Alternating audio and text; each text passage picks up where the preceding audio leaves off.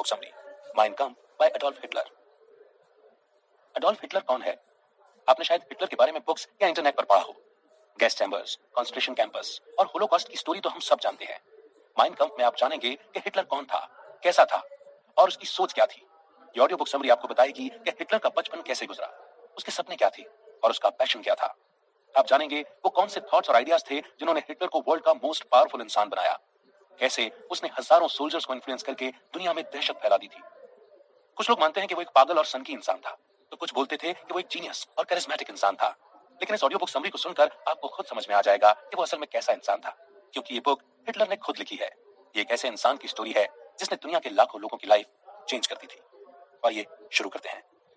तो शुरुआत से ही शुरू करते हैं। In the house of my parents. मैं बर्नो टाउन में पैदा हुआ था, जो जर्मनी और ऑस्ट्रिया के बॉर्डर पर है। मैं इसे प्योर लक समझता हूँ। मुझे लगता है कि ये मेरी जनरेशन की ड्यूटी है कि हम इन दोनों जर्मन स्टेट्स को किसी भी हाल में एक साथ मिला दें।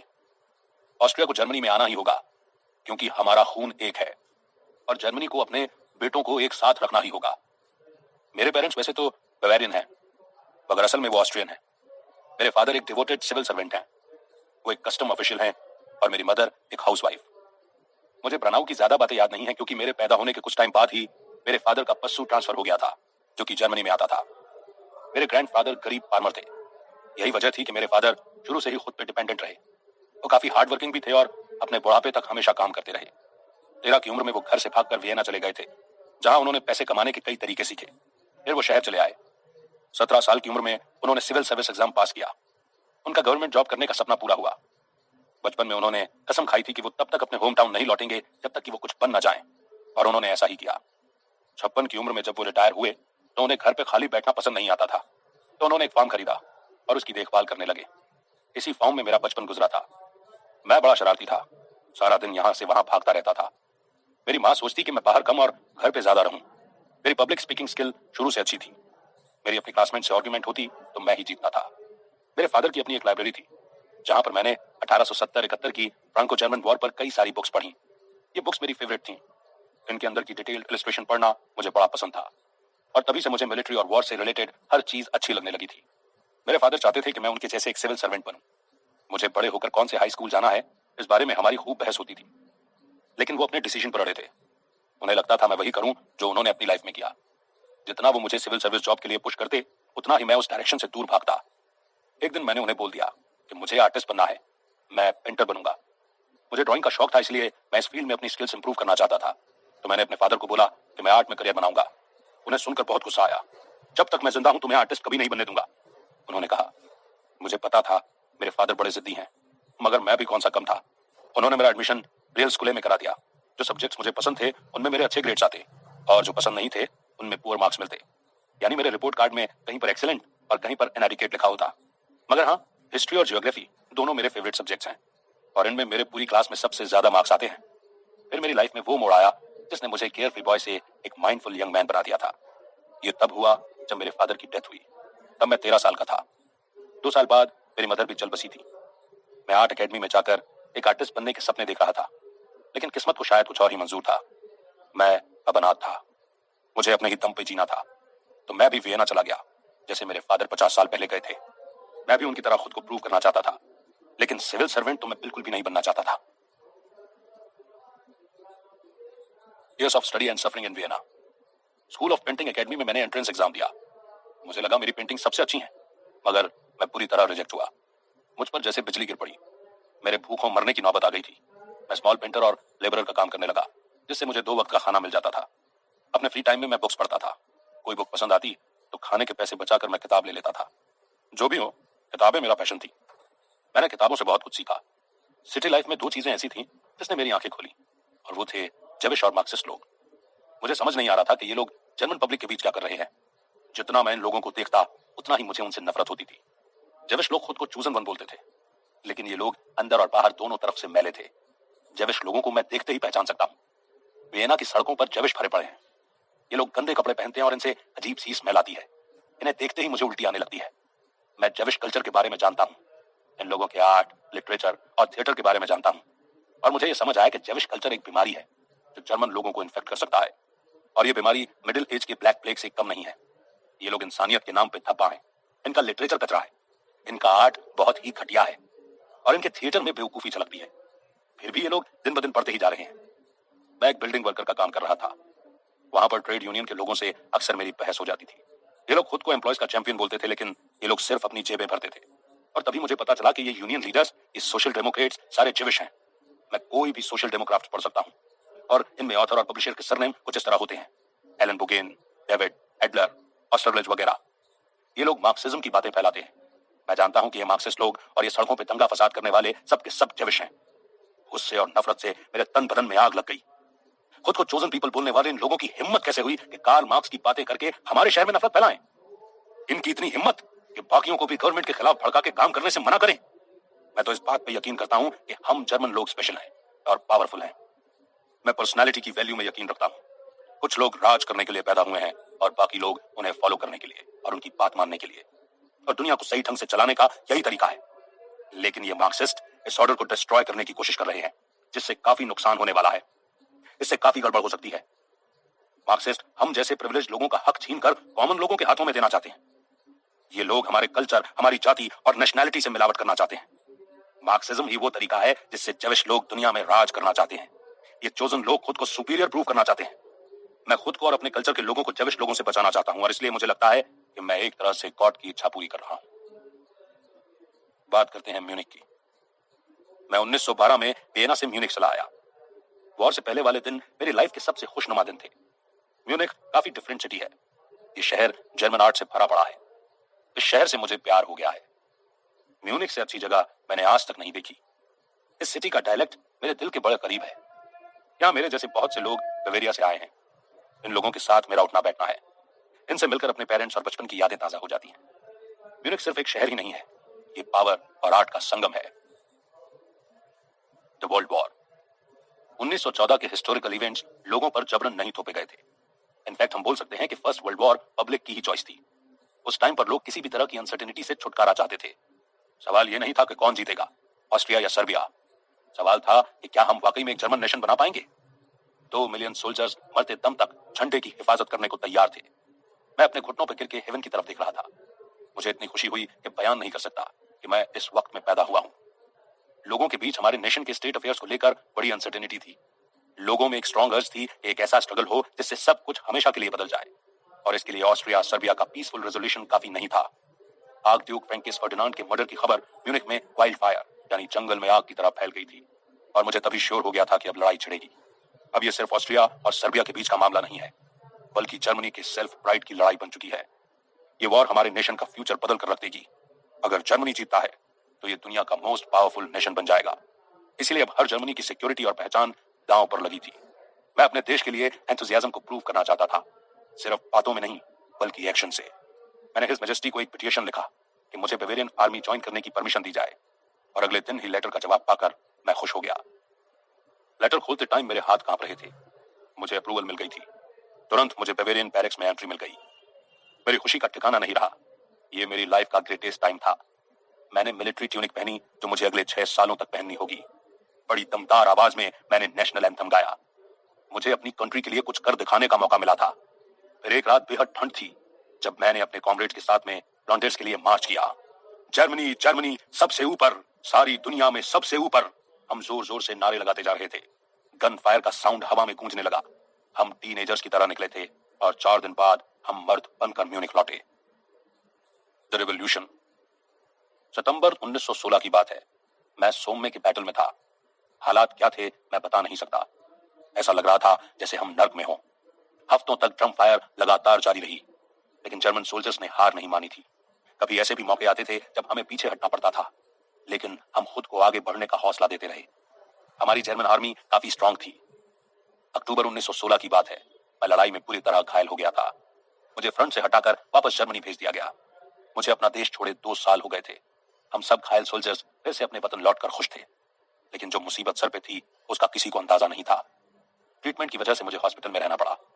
हॉस्पिटल के मुलायम बेड पे लेटे लेटे नर्सों की आवाज सुनना मुझे बड़ा अजीब लग रहा था। कहां लड़ाई का मैदान और कहां ये माहौल, जमीन आसमान का फर्क था। जब मैं थोड़ा चलने फिरने लायक हुआ तो परमिशन लेकर मैं बर्लिन चला गया। बर्लिन में बुरा हाल था। चारों तरफ बदहाली फैली थी। पूरा शहर भूख से तड़प रहा था, और म्यूनिख की तो बर्लिन से भी बुरी हालत थी। मुझे वहां पर रिप्लेसमेंट बटालियन ज्वाइन करने को बोला गया था। लेकिन यहां आकर मैंने क्या देखा कि वो शहर था ही नहीं जिससे मुझे प्यार था। हर तरफ बददुआएं और गालियां। हमारे बैरक्स में मेरे साथी सोल्जर्स गुस्से से भरे थे। सीनियर सोल्जर्स जरा जरा सी बात पे हमें पनिश कर देते थे, जबकि वो खुद कभी बैटलफील्ड में गए ही नहीं थे। लेकिन मेरा सारा ध्यान तो जेविश लोगों पर था, जो शहर के ऑफिसेज में भरे हुए थे। सारे के सारे क्लर्क्स जेविश थे, यानी जो क्लर्क था वो पक्का जेविश था। इनसे छुटकारा मिलना मुश्किल था, क्योंकि ये लोग इंसान नहीं, लीच थे जो लोगों का खून पीते थे। जेविश लोग वॉर सप्लाई बेचकर अमीर बन रहे थे। लड़ाई जितनी लंबी होगी, इनका उतना ही फायदा होगा। ये लोग गन्स और एमिनेशन सप्लाई करते थे। इन्हें कमजोर करने का एक ही सॉल्यूशन था कि हमें इकोनॉमी अपने कंट्रोल में करनी होगी। प्रूशियंस और बावेरियंस एक दूसरे से फाइट करने में बिजी थे, और ये लोग पर्दे के पीछे से तमाशा देख रहे थे। ये लोग इतने पावरफुल और अमीर थे कि बावेरिया और प्रूशिया दोनों को बर्बाद कर सकते हैं। मार्च 1917 आते आते मेरी फुल रिकवरी हो चुकी थी। अब मैं एक बार फिर से जर्मनी के लिए फाइट करने को पूरी तरह रेडी था। ये नवंबर 1918 की बात है, जब फाइनली लड़ाई स्टॉप हुई। उस वक्त मैं हॉस्पिटल में था। मेरी आंख में चोट आई थी। एक पास्टर हमें रेवोल्यूशन के बारे में बताने आया। लड़ाई थम चुकी थी और इसी के साथ मोनार्ची का भी खात्मा हो चुका था। जर्मनी अब एक रिपब्लिक कंट्री है। मुझे काफी गहरा सदमा लगा। अपनी मदर की डेथ के बाद मैं आज तक नहीं रोया था, मगर उस नवंबर मैं रोया। हमारी सारी मेहनत, हमारी मेहनत, इतनी मुश्किलें जो हमने फेस की थी, हमारे कॉमरेड्स की कुर्बानी, सब वेस्ट चला गया था। सब मिट्टी में मिल गया था। कैसर विलियम II ने मार्क्सिस्ट के साथ मिलकर एक एग्रीमेंट साइन किया। वो प्रूशिया के लास्ट एम्परर थे। मार्क्सिस्ट की जीत हुई थी। अब मैं और फाइट नहीं कर सकता था, इसलिए मैंने पॉलिटिक्स ज्वाइन करने का डिसीजन लिया। ये मेरे पॉलिटिकल करियर की शुरुआत थी। लेकिन मुझे उस टाइम की किसी भी पार्टी में इंटरेस्ट नहीं था, क्योंकि मैं उनकी आइडियोलॉजी को नहीं मानता था, बल्कि मैं खुद को एक नेशनल सोशलिस्ट मानता था। और यही मेरा उसूल था कि मुझे अपने लोगों और अपने फादरलैंड के लिए जीना और मरना है। यानी हमें अपनी कम्युनिटी को बचाने के लिए हर हाल में लड़ना ही होगा, और अपने बच्चों को एक बेटर फ्यूचर प्रोवाइड करना होगा, ताकि हमारे खून की प्योरिटी बनी रहे। इसका यह भी मतलब है कि हमें अपने फादरलैंड की आजादी की हिफाजत करनी है, क्योंकि अगर हमारा देश आजाद रहेगा तभी उस मिशन में कामयाब हो सकते हैं जो ऊपर वाले ने हमें दिया है। और इस पर्पस की खातिर हमें हर ख्याल को, every action and every thought must be grounded on this purpose. और इस पर्पस की खातिर हमें हर ख्याल को एक्शन में तब्दील करना पड़ेगा। 1919 में मैंने कोर्स अटेंड किया, जो सोल्जर्स के लिए होता था। हमें यही ऑर्डर मिला था, इसमें लिखा था कि हर सोल्जर को सिविक थिंकिंग के बेसिक्स पता होने चाहिए। एक दिन एक पार्टिसिपेंट जो जेविश लोगों की बड़ी तरफदारी करता था, उनके फेवर में कुछ बोलने लगा। मुझसे रहा नहीं गया, मैंने उठकर उसे जवाब दिया। ज्यादातर लोग मेरी बात से एग्री थे। वो सब बड़े ध्यान से मेरी स्पीच सुन रहे थे। इसके बाद मुझे आर्मी में एजुकेशनल ऑफिसर बना दिया गया। मैं पैशन और एंथुसियाज्म से भर गया। ये नहीं कि मुझे मेरी जॉब बड़ी पसंद आ रही थी। फाइनली मुझे हजारों लोगों के सामने बोलने का मौका मिल रहा था, क्योंकि मैं यंग था। मुझे मालूम था कि मेरे अंदर एक स्किल है, मैं लोगों को इन्फ्लुएंस कर सकता हूँ। इस टाइम मैंने खुद को प्रूव करके दिखा दिया था। मेरी आवाज इतनी स्ट्रांग है कि कमरे के कोने कोने से गूंजती है। मुझे बेहद खुशी थी। अपने स्क्रिप्ट के थ्रू मैं वो कर सकता हूँ जिसकी मैं मिलिट्री में सबसे ज्यादा वैल्यू करता हूँ। मैंने हजारों लोगों को सर्विस में लौटने के लिए एनकरेज किया था। मेरी बातों से मैंने मेरे देश के सोल्जर्स को इंस्पायर किया कि हम अपनी ड्यूटी करें और अपने फादरलैंड को सर्व करें। मैं अपने जैसी थिंकिंग वाले दूसरे कॉमरेड से मिला। मैंने कई लोगों को डिसिप्लिन सिखाया है। मैंने देश भर से लोगों को इस ग्रेट मूवमेंट को ज्वाइन करने के लिए इंस्पायर किया है, और हमारे इस मूवमेंट को National Socialist German Workers Party के तौर पर जाना जाता है। Nation and race. कुछ ऐसे सच होते हैं जिन पर अक्सर लोग ध्यान नहीं देते। ऐसे सच जो हम अपनी रोजमर्रा की जिंदगी में भूल जाते हैं। जैसे कि नेचर ने स्पीशीज को डिफरेंट कैटेगरीज में डिवाइड किया है। एक जानवर अपनी जाति वाले के साथ ही मेटिंग करता है, बच्चे पैदा करता है। चूहा चूहे को मेट करता है और शेर शेर को। लेकिन अगर डिफरेंट स्पीशीज के बीच क्रॉस ब्रीडिंग होगी तो कमजोर बच्चे पैदा होंगे। थ्योरेटिकली बोलें तो अगर एक शेपर्ड डॉग को शीप से क्रॉस कराते हैं तो जो बच्चे पैदा होंगे वो शीप से तो स्ट्रांग होंगे, लेकिन एक डॉग के हिसाब से कमजोर होंगे। इसीलिए नेचर ने सबके लिए बेस्ट अरेंजमेंट किया है, ताकि प्योरिटी ऑफ रेस मेंटेन रहे। तभी तो कुत्ता कुत्ते की तरफ अट्रैक्ट होता है और बकरी बकरी की तरफ। सेम स्पीशीज के साथ में मेटिंग सिस्टम से नेचर एक बैलेंस मेंटेन रखती है। तभी तो कुत्ते का बच्चा कुत्ते जैसा और बकरी का बच्चा बकरी जैसा दिखता है। इसीलिए बात जब इंटेलिजेंस, स्ट्रेंथ और शक्ल सूरत की हो तो डिफरेंस साफ साफ नजर आता है। तो ऑब्वियस है कि एक शेपर्ड डॉग शीप से ताकतवर होगा। यही सेम प्रिंसिपल हम इंसानों पर भी अप्लाई होता है। महान आर्यन रेस क्यों खत्म हो गई थी? क्योंकि इन्होंने अपने कम लेवल के लोगों से संबंध बनाए। नॉर्थ अमेरिकन लैटिन अमेरिकन से सुपीरियर हैं, क्योंकि इन लोगों ने दूसरी जाति वालों से क्रॉस ब्रीडिंग नहीं की। नॉर्थ अमेरिकन जर्मनी के ही मूल निवासी हैं। इनकी इंटेलिजेंस और ताकत सिर्फ इसीलिए मेंटेन है क्योंकि इन्होंने अपने ब्लड को अभी तक प्योर रखा है। और दूसरी तरफ लैटिन लोग हैं। जिन्होंने सेंट्रल और साउथ अमेरिका में बाहर की कम्युनिटी से शादियां करके मिक्स ब्रीड पैदा की हैं। लैटिन ब्लड इंफीरियरिटी से भरा हुआ है। आप खुद देख लो कि नॉर्थ अमेरिका लैटिन अमेरिका से कितना पावरफुल है, और ये सब प्योरिटी ऑफ रेस की वजह से ही पॉसिबल है। इनफैक्ट जितने भी ग्रेट कल्चर हुए सब ब्लड मिक्सिंग की वजह से बर्बाद हो गए हैं। इंफीरियर रेस की ब्लड मिक्स होने से इनकी क्रिएटिविटी, विजन, टैलेंट सब खत्म हो गया। मेरे ख्याल से इंसानियत को 3 ग्रुप में बांटा जा सकता है। फर्स्ट, जो कल्चर के फाउंडर हैं, सेकंड, जो उस कल्चर को मेंटेन रखते हैं, और थर्ड, जो उसके डिस्ट्रॉयर हैं। और सिर्फ आर्यंस ही फर्स्ट ग्रुप में आते हैं। आर्यन रेस ही सारे सिविलाइजेशन की फाउंडेशन है। इन्होंने ही ह्यूमन प्रोग्रेस की बिल्डिंग स्टोन यानी नींव रखी थी। आर्यंस ने प्लान बनाए, बाकी लोगों ने उन्हें एग्जीक्यूट किया। अमेरिका और यूरोप की अचीवमेंट चाहे साइंस में हो या टेक्नोलॉजी में, सब कुछ आर्यंस की ही देन है। The right of emergency defence. 1918 और 1923 में हिस्ट्री रिपीट हुई। 1918 में गवर्नमेंट ने डिसाइड किया कि मार्क्सिस्ट को हमेशा के लिए खत्म नहीं करना है, क्योंकि इसकी वजह से जर्मनी को कीमत चुकानी पड़ी थी। 1923 में जर्मनी में मार्क्सिज्म को खत्म करने की बहुत ज्यादा जरूरत आन पड़ी थी। ये लोग सिवाय खूनी और गद्दार के और कुछ नहीं है। आप सिर्फ बुजुर्गा के लोगों को ही बेवकूफ बना सकते हो कि मार्क्सिस्ट कंट्री की प्रोग्रेस में अपना कंट्रीब्यूशन देंगे। ये लोग जेविश हैं और 1918 की लड़ाई में 2 मिलियन सोल्जर्स की मौत के जिम्मेदार हैं, और इसके बावजूद ये लोग सरकार में ऊंची पोजीशन हथियाना चाहते हैं। फर्स्ट वर्ल्ड वॉर में जर्मन सोल्जर्स और जर्मन वर्कर्स मार्क्सिस्ट लीडर्स की साजिश का शिकार हुए थे। वॉर के बाद इन मार्क्सिस्टों ने हमारे फादरलैंड पे कब्जा जमा लिया था। जर्मनी के बेटों ने इसीलिए अपनी जान की कुर्बानी नहीं दी कि यह गद्दार जेविश आकर हम पर हुकूमत करे। ये 15,000 हिब्रू लोग जो हर दर्जे के बेईमान हैं, इन्हें तो 1914 में ही गैस चैम्बर्स में डालकर मार देना चाहिए था, ताकि 1918 की वॉर के सोल्जर्स आज जिंदा होते और उन्हें वो मिलता जिसके लिए वो लड़े थे। इन वर्कर्स और सोल्जर्स की जान इन सो कॉल्ड चूजन पीपल से कई ज्यादा कीमती है, लेकिन जर्मनी के बुजुर्गा ग्रुप ने ये सब होने दिया। स्टेटसमैनशिप के नाम पर इन हिब्रू गद्दारों के लिए पावरफुल बनने के सारे रास्ते खोल दिए हैं, वो भी तब जब जर्मनी के लाखों वफादार बैटलफील्ड में जान दे रहे हैं। लेकिन हमें यह गलती रिपीट नहीं करनी है। 1923 में जरूरत है कि हम इन मार्क्सवादियों को हमेशा हमेशा के लिए मिटा दें। सिर्फ दुआओं से देश नहीं बचता। पैसिव रेजिस्टेंस सिर्फ कुछ टाइम तक चलेगा। डिस्प्यूट सेटल करने के लिए वॉरफेयर जैसी कोई चीज नहीं है। देश को बचाने का सिर्फ एक ही सच्चा और इफेक्टिव तरीका है, और वो है मिलिट्री फोर्स का। नवंबर 1923 में रिपब्लिक ने नेशनल सोशलिस्ट जर्मनी वर्कर्स की पार्टी को खत्म करने का ऑर्डर दिया। मेंबर्स को सख्त हिदायत मिली थी कि दोबारा कभी कोई मीटिंग ना रखी जाए। लेकिन जैसा कि अब नवंबर 1926 में जब मैं इस बुक को खत्म कर रहा हूं, हमारी नाजी पार्टी पहले से ज्यादा स्ट्रांग और पावरफुल हुई है। राइट आइडियाज को फैलने से कोई नहीं रोक सकता। हम नाजी लोग अपनी प्योर विल, प्योर स्पिरिट को फैलाते रहेंगे। वैल्यू ऑफ पर्सनैलिटी और रेस ही हमारी पार्टी का कोर है। बस एक बार हमें इस रेशियल जहर का इलाज कर लेने दो, फिर सारी दुनिया देखेगी कि जर्मन्स इस दुनिया में कैसे राज करते हैं। हम नाजी अपने फादरलैंड और अपने लोगों को बचाने के लिए कुछ भी करेंगे, किसी भी हद तक जाएंगे। जर्मनी, जर्मनी सबसे ऊपर, दुनिया में सबसे ऊपर। तो दोस्तों, आपने इस ऑडियो बुक समरी में एडोल्फ हिटलर के बारे में जाना। वो कैसा था, क्या सोचता था। हिटलर अपनी जाति को बाकियों से प्योर मानता था।